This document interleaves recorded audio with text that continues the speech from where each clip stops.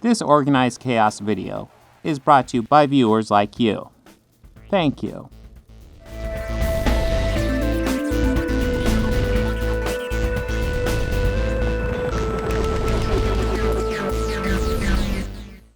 Hello, I should be live now.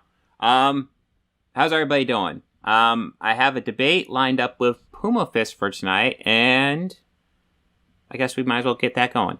So let me go ahead and send him the link. Alright, so it was just nice to get a little bit of refreshing, not complete insanity. So let's see, videos, Nerdrotic's top 5 ruined franchises. That sounds like fun. I mean, I'm going to regret it, but it sounds like fun right now. So let's go ahead and pull that up. Nerdrotic's top 5 ruined franchises. When did he make this? I kind of want to see if I can throw out guesses here. So, 6 months ago. So, Terminator. I wanted to guess Terminator, but I just saw a clip there. So, he's definitely going to do Marvel. And he's definitely gonna do Star Wars. Star Wars is in the thumbnail. Oh yeah, this is probably mid Rings of Power, so he's going to do Lord of the Rings. What else? What else would he do? I'm not sure. We'll have to see. Oh, Kevin Conroy passed.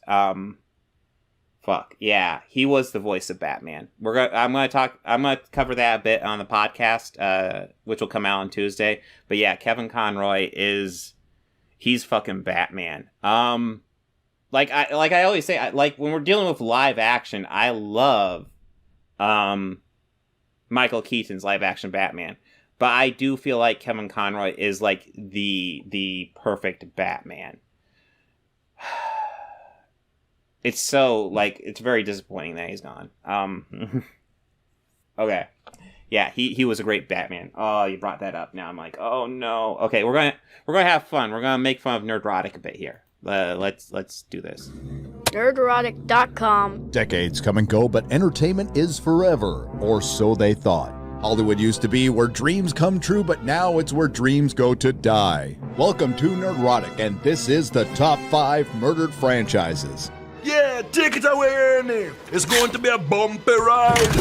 For this list, we're going to go over the top 5 blockbuster genre franchises, in most cases that brought generations of fans together of all makes, shapes, and sizes. Franchises that have been vandalized, subverted, and perverted by corporate culture in a never-ending quest to turn art into content.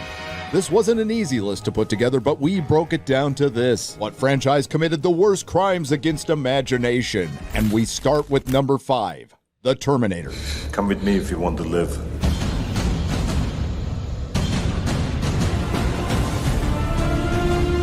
Now, I mean, I think it's an error, for murdered franchises. So, because there's been, 4 bad Terminator movies, does that mean the first 2 aren't great?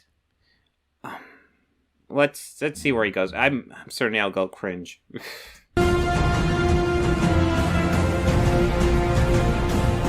Some may argue that The Terminator was never a franchise and only a vehicle for Arnold Schwarzenegger, written by James Cameron for 2 films, and you may be right.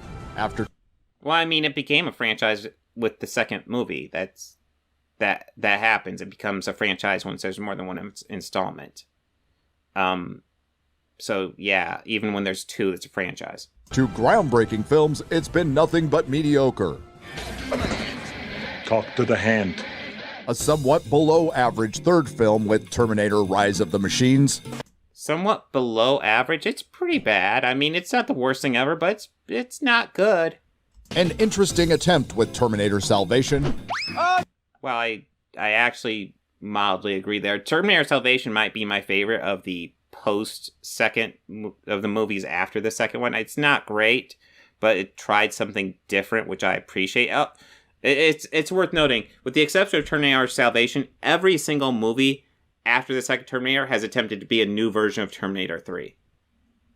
And at least Salvation wasn't that. Good for you. God-awful Terminator Genesis. Bite me. That is a very immature response. At that point, how much worse could it get?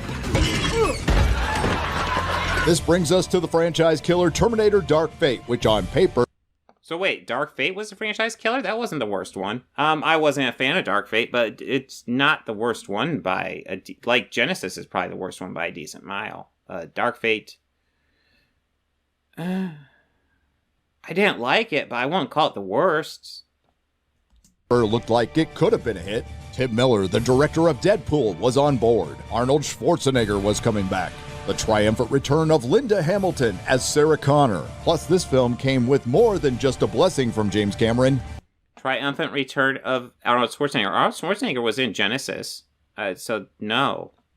He wrote the story, with the script co-written by Dark Knight's David S. Goyer. What could possibly have gone wrong? It starts with the relatively recent phenomenon of alienating half your audience by calling them misogynists.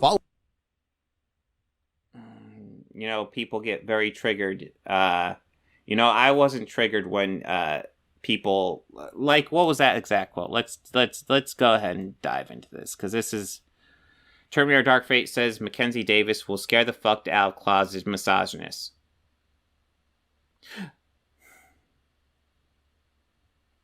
That is milk toast. Like, yeah, a female, I believe she was a robot, if I remember correctly. She was a Terminator. So, like, a female Terminator, yeah. What's wrong with that? If you're not a misogynist, I don't know why. If you're not a closeted misogynist, I don't know why you don't feel called out by that. Alienating half your audience by calling them misogynists, followed by the promise. They didn't call half the audience misogynists, though. That's not what that quote said. Holy shit. I mean, my only research has been your own fucking video, dude. Of a feminist Terminator film. Then the unfortunate release of the first image of the film, which turned into an instant meme.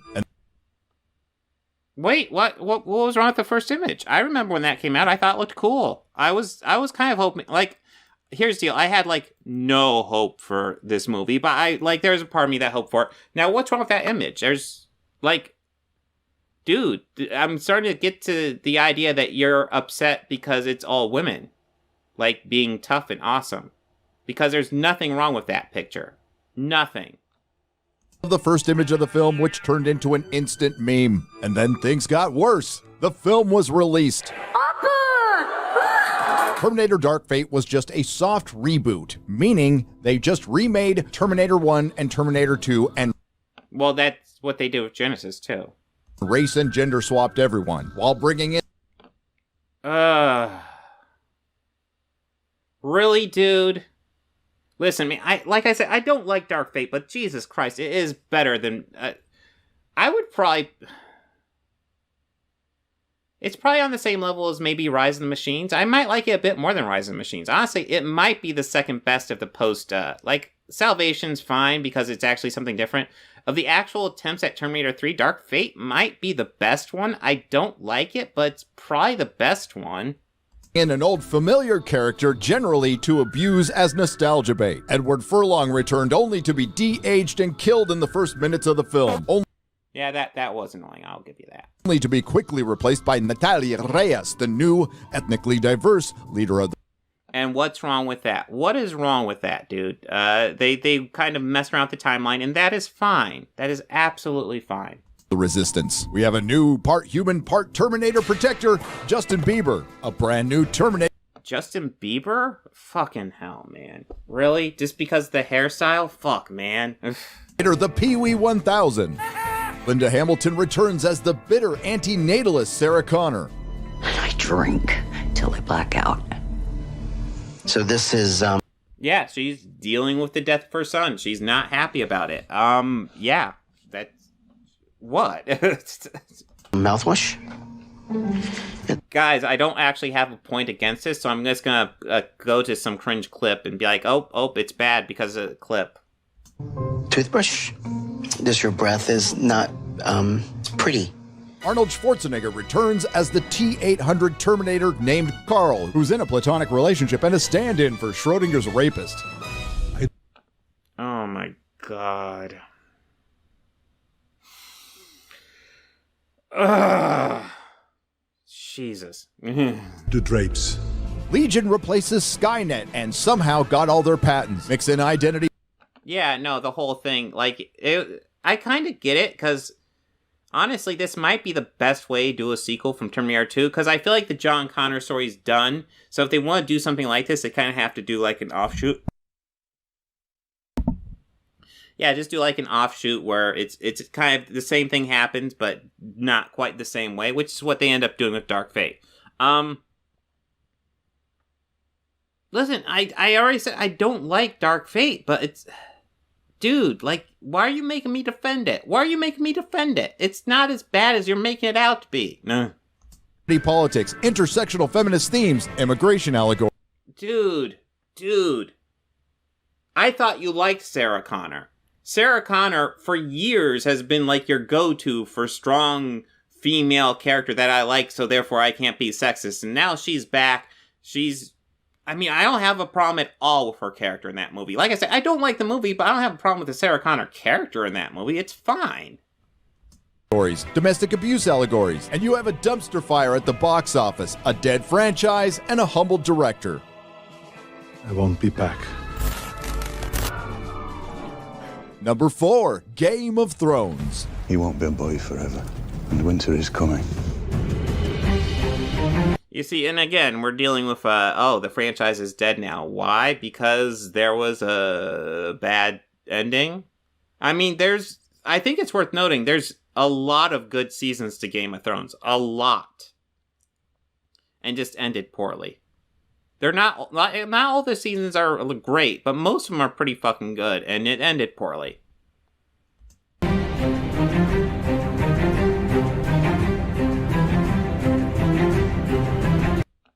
You're at 25 minutes. You don't have to eat up the runtime with a trailer, dude. After the box office and award-winning success of Lord of the Rings proving that fantasy could be financially viable, HBO decided to take a chance on the unfinished A Song of Ice and Fire book series by George R.R. Martin, setting out to subvert the tropes of Tolkien. High fantasy with subverted expectations, random character deaths, political intrigue, ice zombies. Okay, Gen 3 Hen and Jedi of Osis. You guys are allowed to like Terminator Genesis. You're just wrong, but you're allowed to like it. It's cool being wrong. Dragons, boobs, and lots of sex. See you at sundown. Close the door! Close the door! It wasn't long before HBO had a cultural phenomenon on their hands. Game of Thrones looked unstoppable. Lots of Emmys, watch parties around the globe. 1,000 YouTube channels spawned to theorize and react, and it became the most watched and illegally downloaded show on the planet. Pivotal moments like the death of Ned Stark, the Red Wedding, the Purple Wedding. What could possibly go wrong? Danny kind of forgot about the Iron Fleet. It doesn't help when the author of the story your series is based on can either take part in, rewrite, and sometimes write 28 books during the 8 years your series ran, but couldn't produce the 2 books needed to finish it properly. You know, I feel torn on this, because I know he likes to complain about George R.R. Martin not finishing the books, and to a degree, the fans of these novels, I have some sympathy for you. But also at this end of the day, he doesn't owe it to you either. He's allowed to do what he wants to do. So it's this mixed bag where it's like, I think it would be nice to the fans to finish the novels, but if he's not inspired enough to do it, and he's more inspired to do other things, then I understand why he's not. I know he's not a young man. He's not super healthy, so he may not finish them. So yeah, I'm torn. But yeah, yeah, he's probably not going to finish them, and I understand fans being upset about that, but you should probably get comfortable with that idea. I think we'll see. Maybe he will finish him. I'm being too, negative. I don't know if he has any, certain health problems coming up, so maybe he will finish him. But I do know from someone who's sat in that position before with a lot less of an audience, if you constantly push him and yell at him, do this, do this, do this, you're going to make him not want to do it. Along with blogging about the Giants, blogging about movies, blog about entertainment, blogging about the election, blogging about not finishing the Winds of Winter, buying a movie theater, buying a train. Then there's David Benioff and D.B. Weiss, who are now collectively called by the fandom Dumb and Dumber, after passing the source material and characters getting plot armor where they never had it before, the introduction of the Westeros Express,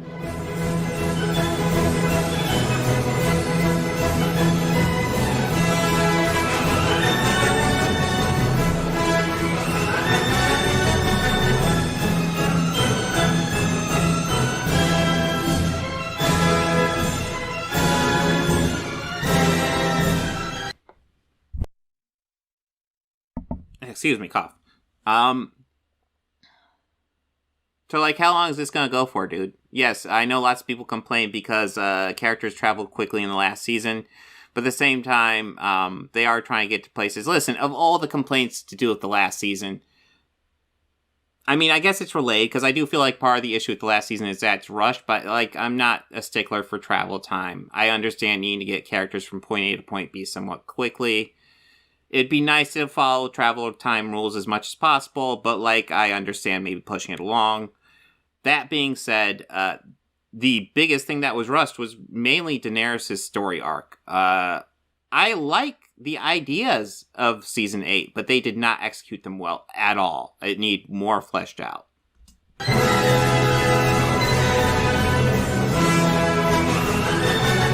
Despite the flaws of seasons 5 through 7, Dan and Dave were on top of the world. They had Netflix deals. They had deals with Disney Star Wars. People started to speculate that Dan and Dave had no idea what they were doing, something they would later admit to, and that became pretty clear with Game of Thrones Season 8. A season filled with everything except a story. Male characters who survived the series only to needlessly commit suicide, like Jaime Lannister and the Hound. Jon Snow back from the dead as the lost Targaryen and possibly the prophesized Azor Ahai, and a King of the North reduced to a manservant, the show clearly being affected by the Me Too Time's Up era in Hollywood. Mary Sue Arya, who was able to wipe out the male line of the phrase and kill the mighty Night King in his first stop in Westeros, in an episode that nobody could see. Cersei drinking wine in front of a window for 3 seasons. Dumb Tyrion spurging out murderous Daenerys, and a season that ends in complete disaster. Best season ever! It's the best. What followed was a petition to remake Season 8, fan-blaming by the actors. Okay, anytime there's a bad entry in a franchise, or not even necessarily bad, but just an entry that a lot of fans dislike, there's always a petition to remake it, and they're never going to do it, guys. They're never going to remake a movie, or, well, they might remake a movie, but, like, not immediately. Come on. Dan and Dave losing their jobs at Disney Star Wars. George R. Martin distancing himself. HBO canceling. George R. Martin is actually one of the showrunners for House of the Dragon, so not so much so. And yeah, the Naomi Watts pilot Game of Thrones series, I don't think that had anything to do with the game or the ending of Game of Thrones, because House of the Dragon still happened. They were still looking for offshoots to market Game of Thrones with. A $30 million prequel, and an HBO desperate to recapture the magic, which will be impossible. Good luck, House of the Dragon. This is before they decide House of the Dragon's good. Gotcha. Yeah, we haven't reached that part of the narrative yet. Number 3, Star Trek. What? What? Are you gonna be all pissy about New Trek now? Come on. There's been lots of bad Star Trek before New Trek. Honestly, like, I haven't seen Strange New Worlds yet. I love Lower Decks. Discovery started very rough, but I kind of like where it went to. I haven't seen much Picard, but yeah, it's not, like, listen, the worst, I think it's safe to say, probably the worst season of Star Trek ever is Star Trek Next Generation Season 1. Fucking absolute garbage that season. New Trek doesn't have any seasons that come close. Live long and prosper.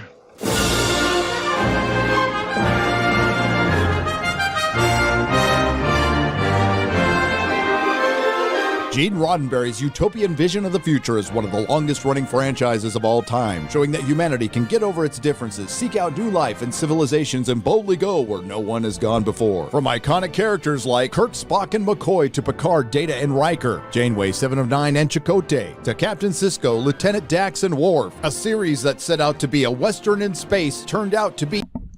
Wait, the top 3 were Dax and Worf? What about Kira? Kira was definitely a major character. Like, I'm trying to think, what would be the top 3 from Deep Space Nine? I know top 2 would definitely be Sisko and Kira.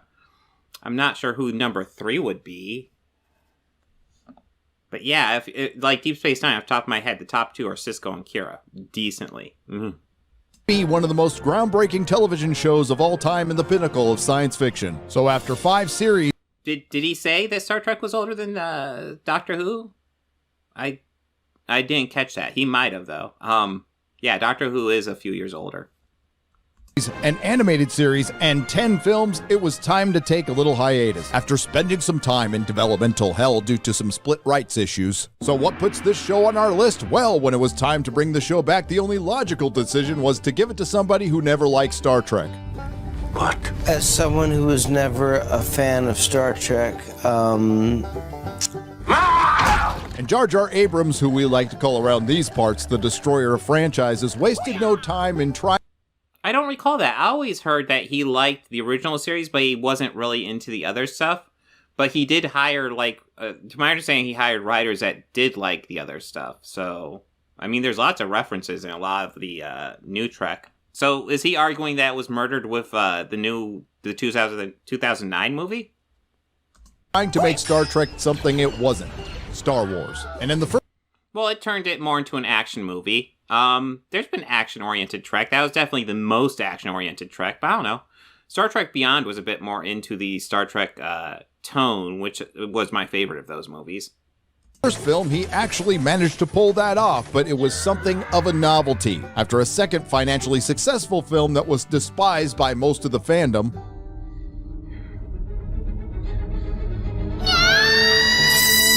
and a third film that flopped, and then went ahead and tried to develop a fourth film. Yeah, the fourth one's been in development. Hell, listen, the third film flopped, but it was actually pretty fucking good. Idris Elba was a great villain in that one. I really like the third one. In the meantime, all hope was not lost because Star Trek was returning to television under the tutelage of former Star Trek writer Brian Fuller, who was quickly usurped by the lesser talented version of Jar Jar Abrams, Alex Kurtzman. Yeah, I was a little bit discouraged to see Brian Fuller go away and then Alex Kurtzman come in. It's not been terrible though. It could have been a lot worse. And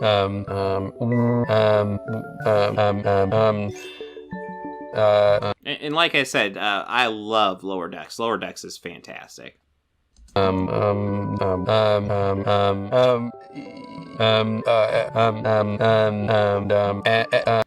Wow, did you know people look stupid if you cut together all their ums? God, do you know how often I say You could probably, like, spend forever with all my ums on these live streams. I haven't even been doing them that long.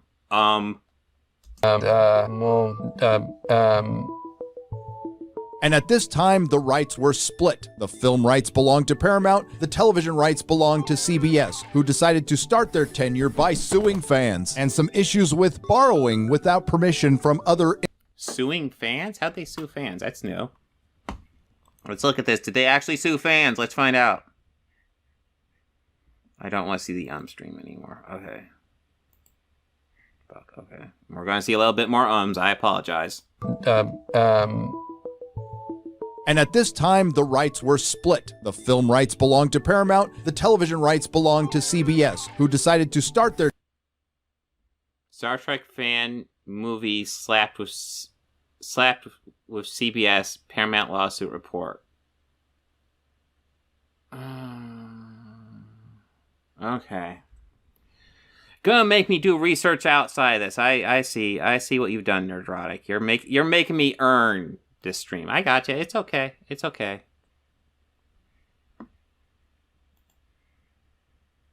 All right, entertainment. What's the name of this?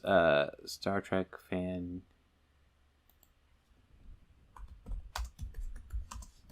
Oh wait. What's that thumbnail? Oh God, I don't even have to research this. Never mind. I'm overthinking this. So, Star Trek fan movie slapped with CBS Paramount lawsuit. Yeah, that's kind of their right. They own the rights to the franchise. If you're going to do a fan movie, that's a risk you take. That is absolutely a risk you take. You do not own that franchise. You can't just go carte blanche on it. And, and the hope is they'll let you make it. But even if they let you make it, you can't make a dime off that thing. As soon as you make it, the copyright owners own that. Their tenure by suing fans and some issues with borrowing without permission from other intellectual properties. Now only known as Kurtzman Trek, Star Trek used to be a series that inspired astronauts, scientists, and doctors, and now it only inspires what's left of the fandom to seek psychiatric help. The once optimistic vision of the future. I like how he just says stuff, but okay. So what I'm getting is that you don't like it. Fine. There are plenty of people who do. Has turned into a dystopian soap opera run by a foul-mouthed, incompetent matriarchy. Sheer hubris. Shut the up. Alex Kurtzman's production company's secret hideout goes through showrunners like... I didn't know Nerdrotic was such a, no bad language here, motherfuckers. Like Spinal Tap goes through drummers. There's Star Trek Discovery featuring Spock's secret foster sister and Space Jesus Michael Burnham, a foster sister Spock couldn't mention. Yeah, no, I'm not. Michael Burnham is overplayed in season 1. They tone it down, and that's why the later seasons, I think, get better. Because I like Michael as a character, but it's a bit too intense in season 1. Because she was classified. An insufferable Mary Sue time-traveling Iron Woman, supported by a forgettable cast that looked like it walked out of a toothpaste. Well, I mean, that's part of the problem. So, okay, looking like they come out of a toothpaste commercial. Yeah, I could do that with the TNG cast easily. I could do that with any Star Trek cast. Just put Colgate on it. Be like, oh, they came from a toothpaste commercial. Actors clean their teeth. That's what they do. They're going to be on TV a lot. If you go on TV a lot, you're going to want your teeth clean. That's a thing. Listen, if you go out, period, clean your teeth. What the fuck are we even talking about? Commercial. Season 2 featured an emotionally damaged and dyslexic Paul McCartney Spock, who sings... Short in matters, vegetable, animal, and mineral. So, are we going to forget about that little musical number that Spock and Uhura did in the whatever, the lunchroom or whatever, that one episode of the original series? Are we going to forget about that one? You are the very model of a modern Major General. So, do you want to argue that Star Trek's never done musical numbers? Do you want to argue that? Hold on. This is gonna be so fucking easy to disprove. Let me bring this up real fast. Because I know the haters are gonna be like, oh, they've never done this. Yes, they have. Yes, they have.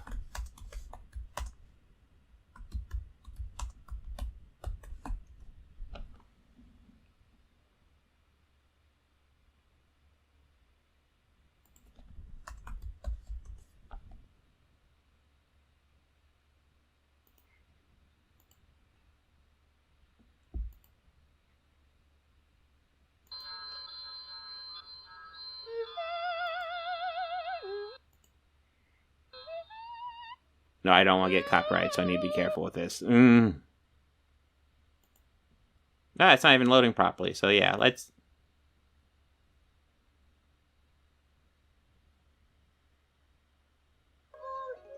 And devil eyes could rip your heart from you. At first his look could hypnotize, and then his touch would vaporize. Okay, so I think I've done enough work to establish that Star Trek has never been immune to musical numbers, so get the fuck over it. At TNG, how many concerts were there? Come on. Stop! But that's not the worst of it. Then there's the last Jedi of Star Trek, Picard. It's one thing to commit character assassination. Well, I don't think that's fair, because I actually really liked The Last Jedi, and Picard didn't thrill me. With the third actor who played Spock, it's a whole different situation to commit character suicide by the person who made Captain Picard iconic, Patrick Stewart. Oh, I thought that I looked appropriately sinister. Yes, how dare he have, like, character and quirkiness? How dare Picard act like a human being? What the fuck is his point? Shut the f up. An incompetent and xenophobic Federation, a brand new crew where every single Yeah, no, listen, I have my issues with Star Trek Picard. I didn't really mind that because, yeah, they're just going into issues. That's fine. character has a tortured past. Initially, there were to be no returning. Yes, yes, Whitney. Yeah, TNG has lots of musical numbers. Data played the violin, if I remember. It was a violin, right? It was a string instrument, I'm pretty sure. Harry Kim had the flute in Voyager. Yeah, there's plenty of musical numbers. Yeah, Leonard Nimoy did an album. Yep, you're right. I don't know if that connects directly to Star Trek, but he definitely did an album. William Shatner has done albums as well. Next generation characters at the behest of Patrick Stewart, the executive producer. Horrific writing. She's a girl. I don't think you understand just how much it sucked to be your kid. Well, it's been a while since I watched that, but wasn't that the whole situation? Was that, like, essentially she had a grandkid and she wasn't around at all? As I recall, it was something like that, and he was kind of annoyed that she's just kind of popping by now expecting everything to be okay, and it's not. Terrible ship designs, a very awkward and inappropriate love story between Data and Picard, a girl who's the key to everything. A love story? Okay. And by the end, Picard dies and is replaced by an exact robot copy of Yes, okay, I will give you that. That was fucking weird. Himself. And what you have is one of the worst television series ever produced. There's also oh my god. Oh, you're gonna go after Lower Decks now. Lower Decks is fucking awesome. Star Trek Lower Decks, which is just Star Trek Rick and Morty, and No, it's not. It's not nearly as ridiculous as Rick and Morty. They actually toe the line quite well between parodying the franchise and being respectful to it. Like, it's weird how well, like, it fits in the continuity while also being kind of outrageous. It's kind of uncanny how well they toe that line in that series. Repurposed kids show called Prodigy, and what used to be introspective, groundbreaking television has turned into torture, horror, and violence, and lots and they did horror and violence in the other series too, and they do introspection in the episodes I've seen as well. Listen, it's made in the 2020s. It's not made in the 80s or in the 90s or in the 60s. So, like, how it's paced, how it's put together, this type of stuff they choose to focus on, it's different. But, like, a lot of the same themes are still there. Michael, what do I think of Star Trek ship designs in general? I don't think they're practical designs, but, like, I think they look cool. Like the whole thing with, like, the nacelles, like, sticking out in these, like, little thin things. I don't think that's a practical look for a ship, or a practical design if we're dealing with practicality. But if we're dealing with, like, the actual look of it, I overall like the ships. Yeah, just because I love Deep Space Nine, my favorite's probably the Defiant. And lots of crying. The worst possible thing that can happen. And if you notice, Defiant is the one that doesn't have the weird nacelle thing, so. Star Trek is for Alex Kurtzman to make more of it. And ultimately, what you have is Star Trek, made by people who don't know anything about Star Trek, for people who don't like Star Trek. I don't understand what you did. Number 2, Star Wars. Oh, so that means number one's gotta be Marvel. Number one will be Marvel, don't worry. The Force will be with you, always.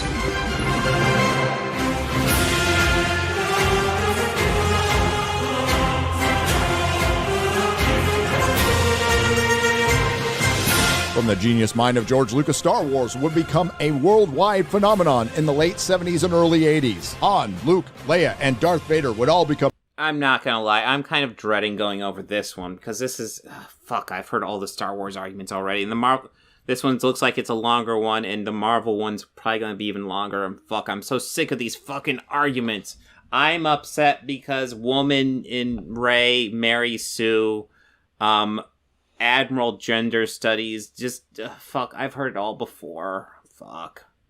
Some household names. While this series did not invent the Hollywood blockbuster, it would solidify it as Hollywood's future and maximize what would be the most lucrative part of the Hollywood blockbuster, merchandising, followed by a successful prequel trilogy that was not universally loved at the time but would capture the imagination of another generation. Then the unthinkable. But here's the deal, because I remember this. People really didn't like the prequels, and now they like them. And now people really don't like the sequels, and now I'm just waiting for 15 years later when there's a new set of Star Wars sequels, and people talk about how good the Rey sequel trilogy was, because I've seen this fucking story before. This is how this goes. Unthinkable happened. George Lucas sold Star Wars in October of 2012, and the franchise that survived so much. Mikhail is asking, what do I think of Star Wars ship designs? I like them. Millennium Falcon looks cool. I used to actually have the Lego Millennium Falcon.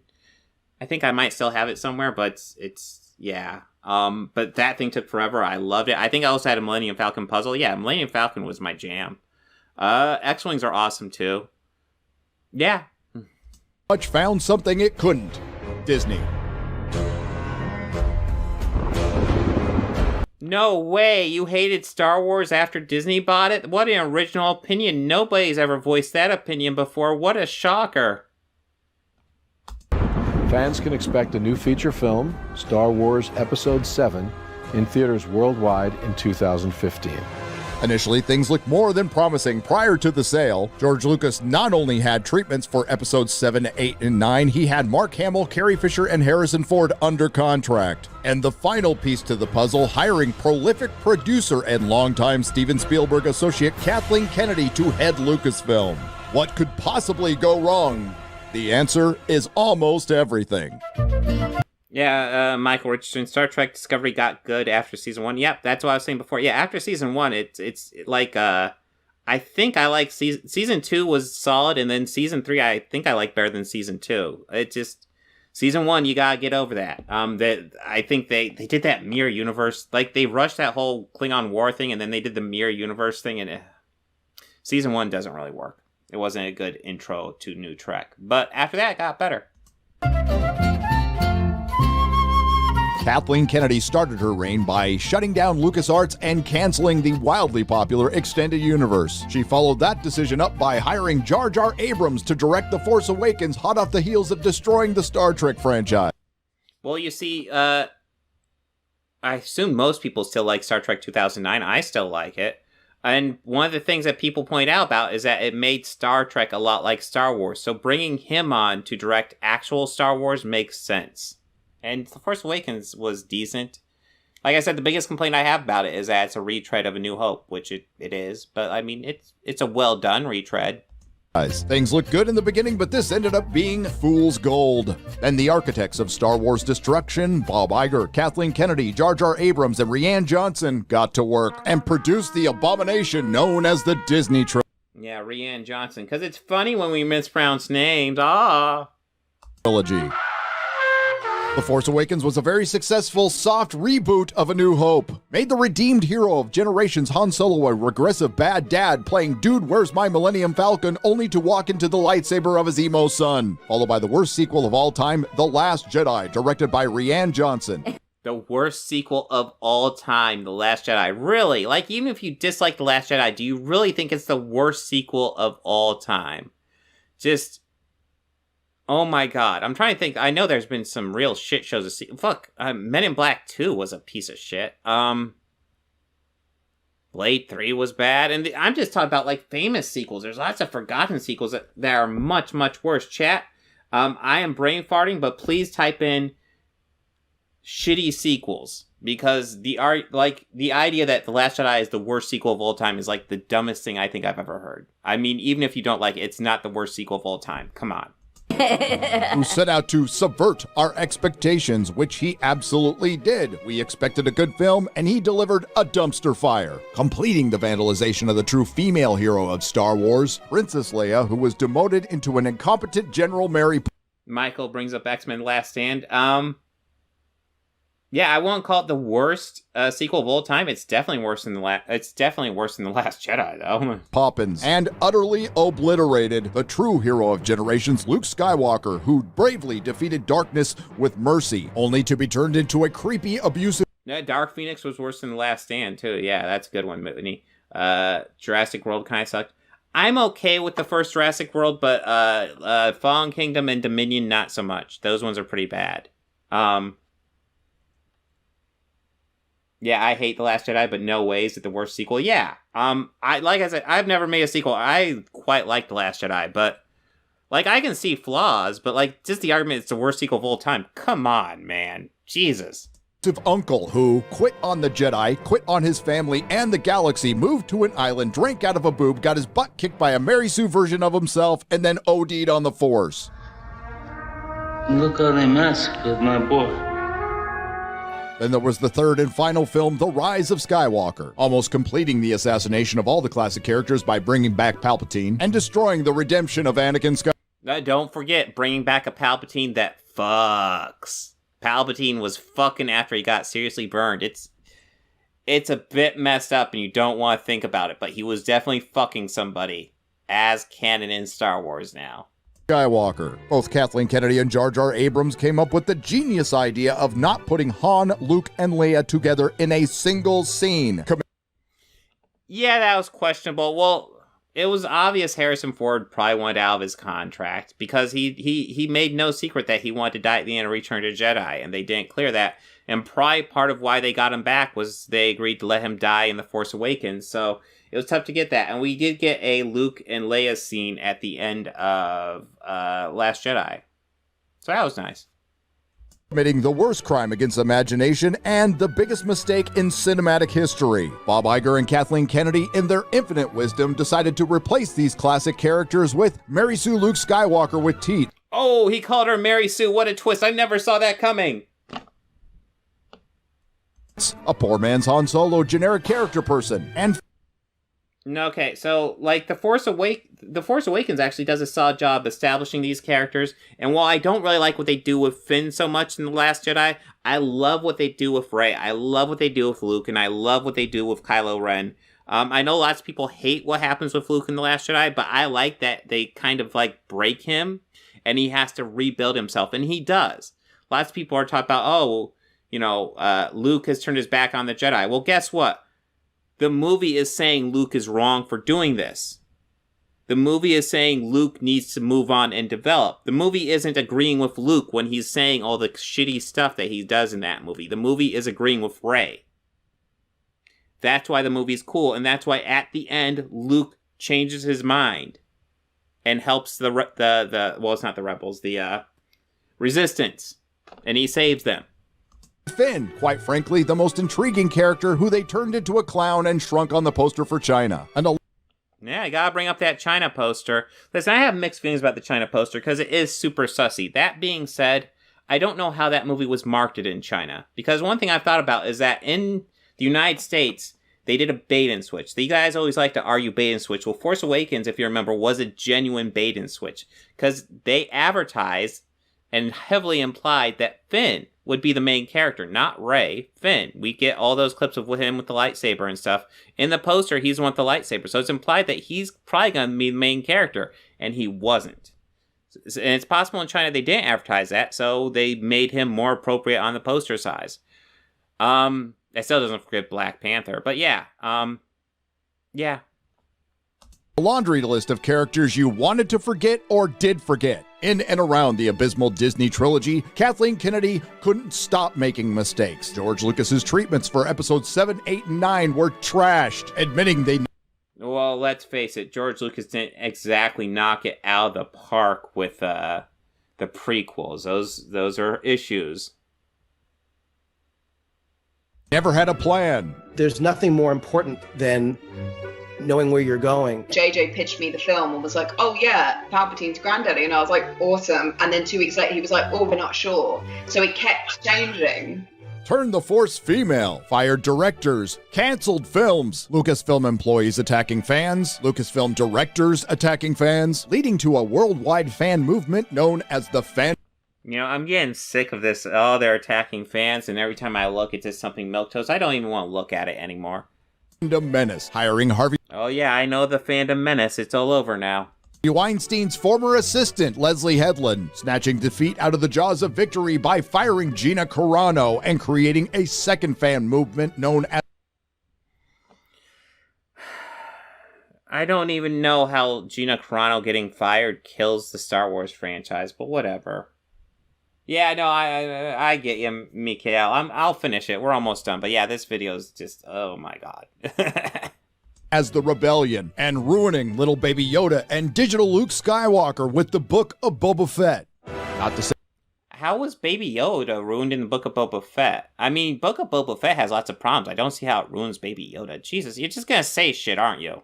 Say Kathleen Kennedy isn't thorough, there are still 2 more characters she can destroy, Darth Vader and Obi-Wan Kenobi. So of course you renew the contract of the woman who was gifted the greatest single blockbuster franchise of all time that could have lived forever, slapped an expiration date on it, and turned it into a category on a fledgling streaming service. Michael, Gina's acting was atrocious in Mando. She was the worst thing about the show. She was probably the worst thing about the show. I don't know. I thought, like, I've seen her give really bad performances. I don't think it quite ruined the show, but like there was definitely choppy moments. She wasn't great in that show by any means. Before we get to our worst victim of franchise aside, honorable mentions. James Bond, whose ultimate sacrifice to the Me Too Time's Up era in Hollywood was walking into a missile. The Matrix. Sure, whatever. If you've not seen No Time to Die, it's actually a really good James Bond movie. One good film out of 4 does not make you a franchise. The Predator, which barely missed our list. The Predator. That's the thing, like, these franchises could still have good entries, and you're calling the Predator. Prey was actually really good. I guess this was probably before Prey, but that was actually really good. Alien. Just like with Terminator 2, sometimes a franchise can be co-murdered by one of its creators. He-Man, who was brought down with lies, betrayal, and a bait and switch. Ghostbusters, the true innovator of making the fandom your enemy. Ghostbusters, again. Yay. Only missed our list because it belongs to the one studio who finally admitted that they made a mistake.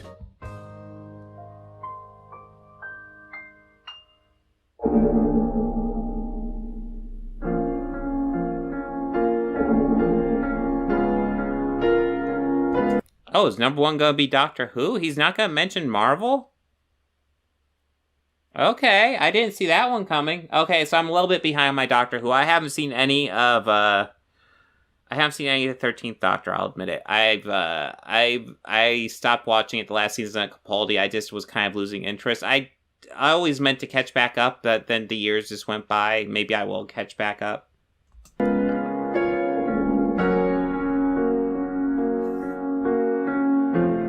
Unfortunately, there is one franchise that is worse off than Disney Star Wars. Number 1, Doctor Who. This is a scale model of war. When you fire that first shot, no matter how right you feel, you have no idea who...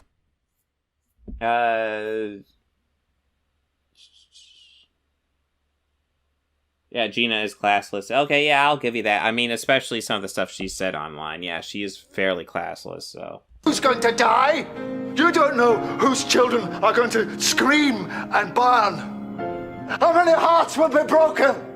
How many lives shattered? How much blood will spill until everybody does what they were always going to have to do from the very beginning? Sit down and talk! A franchise spanning nearly 60 years woven into the DNA of an entire country.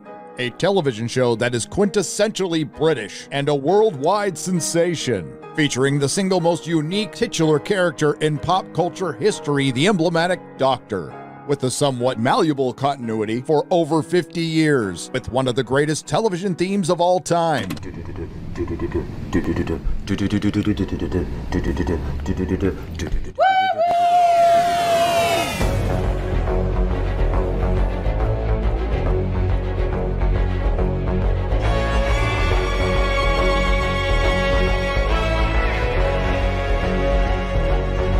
After its initial 26 seasons, it went on hiatus until 1996 with a failed pilot episode on Fox. Then in 2005, it received one of the greatest revivals of a television show of all time and is the longest-running science fiction show of all time. And after finally breaking through in America, reached peak popularity on its 50th anniversary. Just as there are fixed points in time in Doctor Who, there are fixed points in its canon. The Doctor is a Time Lord from Gallifrey who pilots the TARDIS, a character who regenerated 12 times, but it was that unlucky 13th that finally did it in.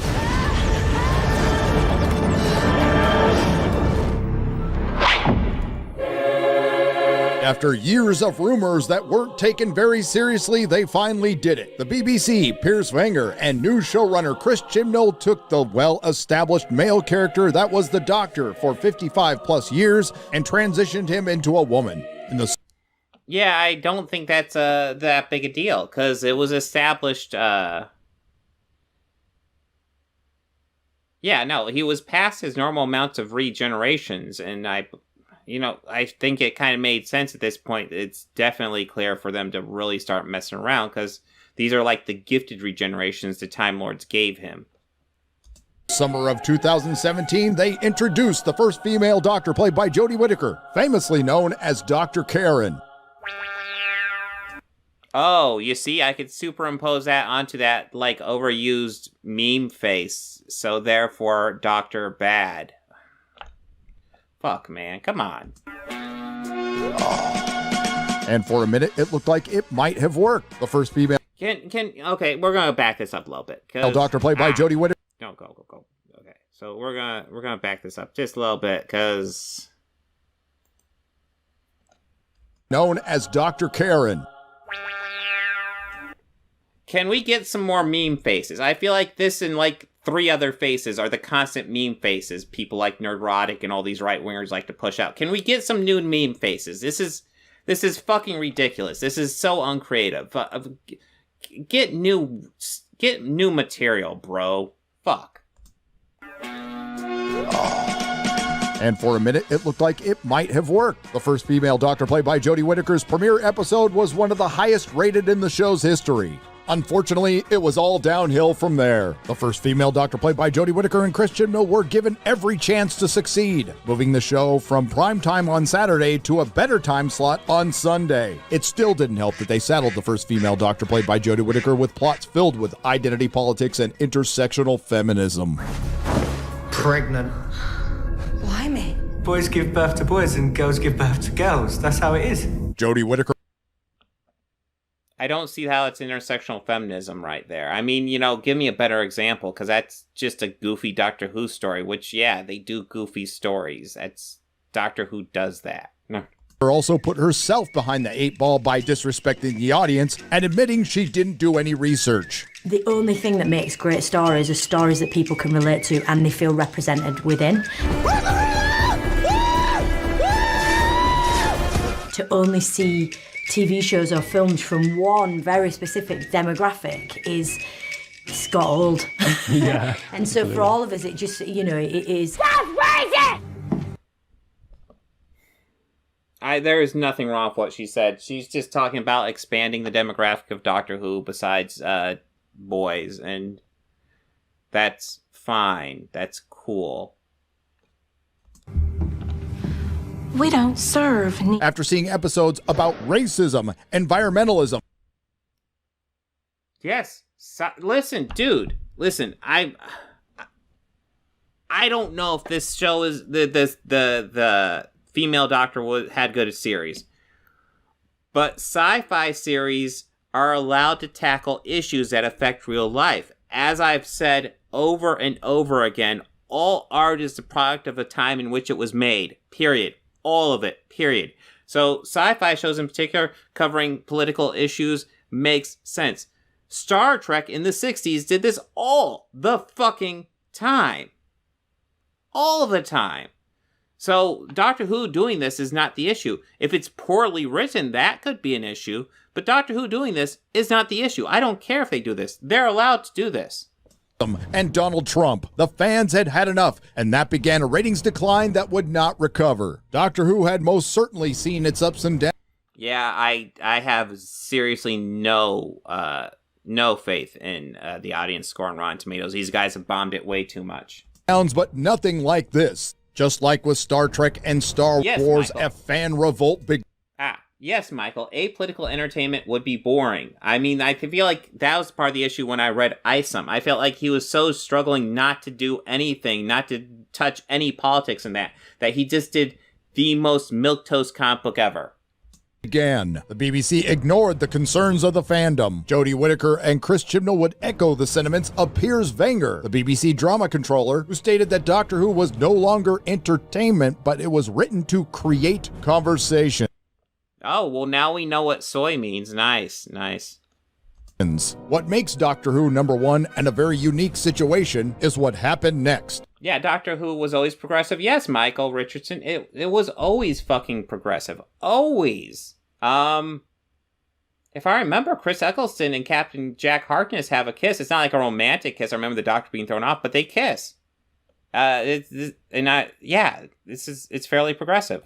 You could forget that there were any Terminator films after Terminator 2. You could forget about Game of Thrones because the book series maybe that's not a very good point. You could forget that there's any Star Trek after 2005, and you can forget there's any Star Wars after Return of the Jedi. Well, you can forget there's any Doctors after Pierre Cabaldi if you're that butthurt by it. What Doctor Who fans can't forget is the Timeless Children. Look upon my work, Doctor, and despair. In a voiceover montage lasting a few short minutes, the Doctor was no longer a Time Lord from Gallifrey, and William Hartnell was no longer the first Doctor. What? If you could bring any character back on the show, who would it be and why? I'd bring back William Hartnell, who played the first Doctor in 1963. One day, I shall come back. Yes, I shall come back. Until then, there must be no regrets. I believe his name is David Bradley, the actor they had play the first Doctor in that, the movie I remember liking and watching. It was a biography about, like, the first season of Doctor Who, I want to say. But I think they brought him back in, like, some canon Doctor Who. He does a good job. No tears, no anxieties. Just go forward in all your beliefs and prove to me that I am not mistaken in mine. I'd bring him back and go, look at this! Look, still going! Still going. We're all still here. Is he here? I'm going to have a go at drawing the first Doctor here. This is William Hartnell. He was strange. So is he just going to complain because they've changed canon? Because Doctor Who canon has changed throughout the entire run. They literally invented the idea of regeneration when they had to recast William Hartnell. It's changed the entire run. Get over it. If you don't like it, they'll probably retcon it in a couple years and you won't have to worry about it, okay? And nippy. And when I was a child, I absolutely loved him. He was and is Doctor Who. Now the first Doctor is a little black girl abandoned at a portal who would later pleasantly fall to her death.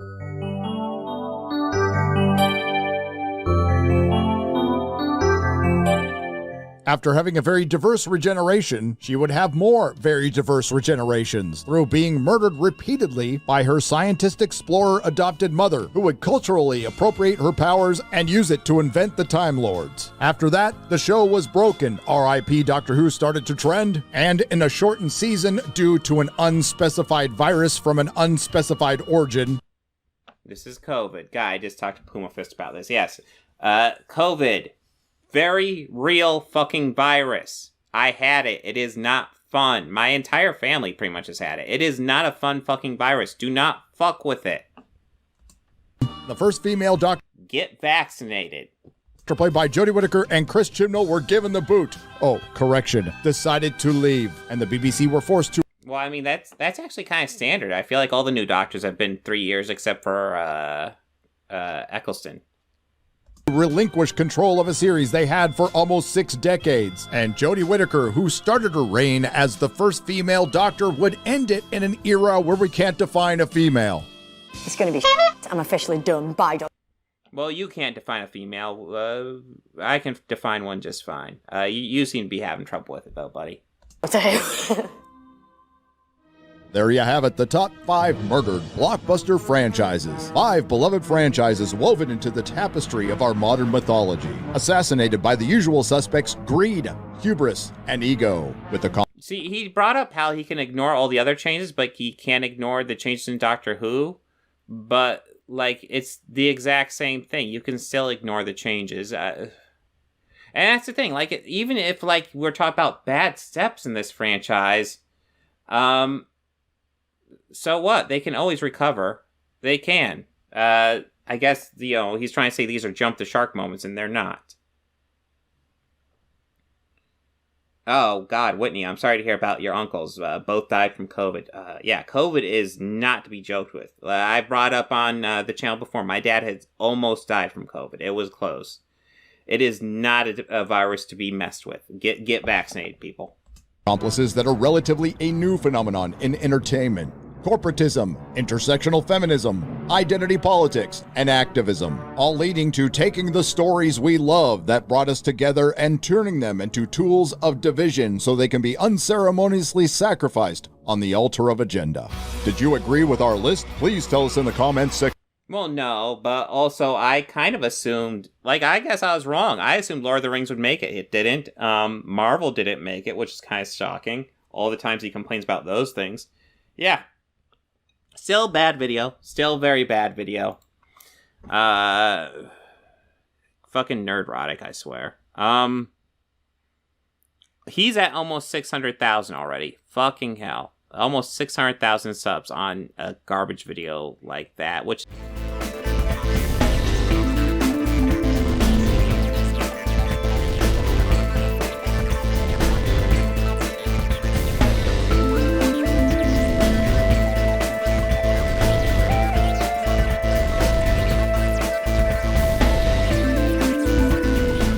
They think order and chaos are somehow opposites and try to control what won't be. Do you enjoy pain? Pain don't hurt.